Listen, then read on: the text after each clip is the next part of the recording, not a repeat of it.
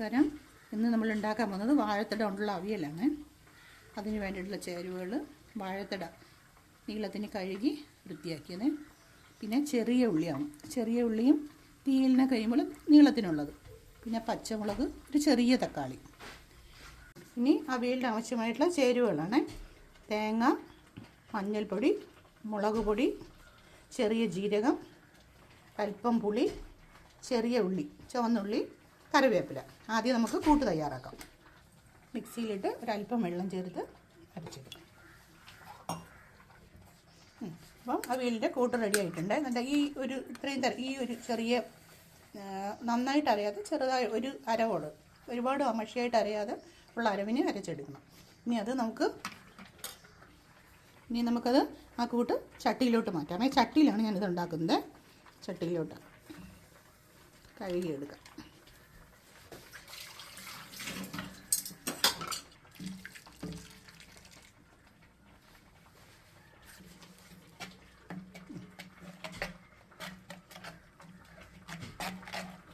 ഇതിലേക്ക് നമുക്ക് ആവശ്യത്തിന് ഉപ്പ് ചേർക്കാം. ഉപ്പ് ചേർക്കാം. ഇത് പിങ്ക് സാൾട്ടാണ്.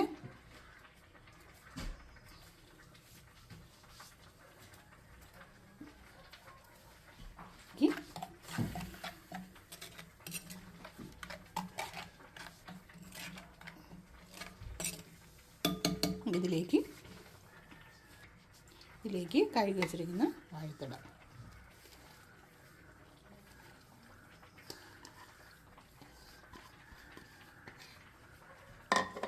ഉള്ളി, പച്ചമുളക്, തക്കാളി എല്ലാം ചേർത്ത് നന്നായിട്ടൊന്ന് യോജിപ്പിച്ചെടുക്കും.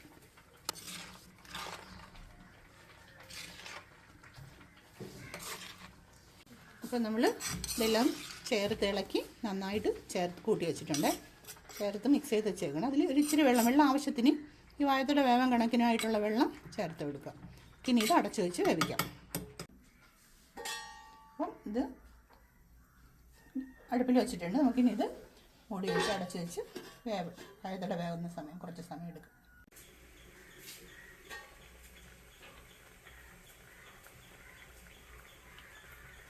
അപ്പോൾ നമുക്കത് തുറന്ന് നോക്കാം. അവിയലായിട്ട്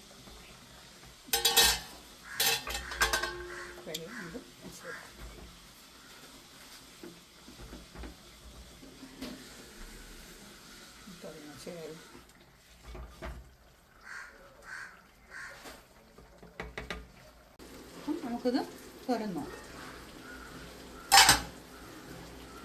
ചുവയിലായിട്ടുണ്ട്.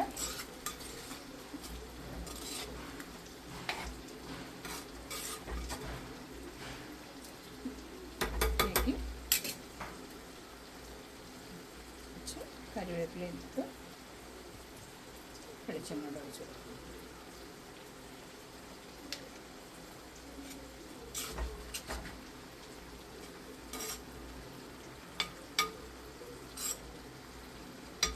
അങ്ങനെ സ്വാദിഷ്ടമായ വാഴത്തട അവിയൽ റെഡി ആയിട്ടുണ്ട്. നമസ്കാരം. അപ്പോൾ ഇന്നത്തെ ഉച്ചയൂണ് റെഡിയായേ. ചോറ്, വാഴത്തട അവിയൽ, മീൻ പൊരിച്ചത്, ചാള മീനാണ്, അത് പൊരിച്ചത്, വാഴത്തട കൊണ്ടുള്ള തോരൻ, മീൻ കറി വെച്ചത്, വാഴത്തട കൊണ്ടുള്ള സാമ്പാർ. അപ്പം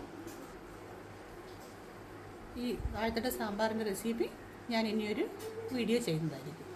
ഓക്കെ, അപ്പോൾ ഇതാണ് ഇന്ന് നമ്മുടെ ഉച്ചയൂണ്. Thank you.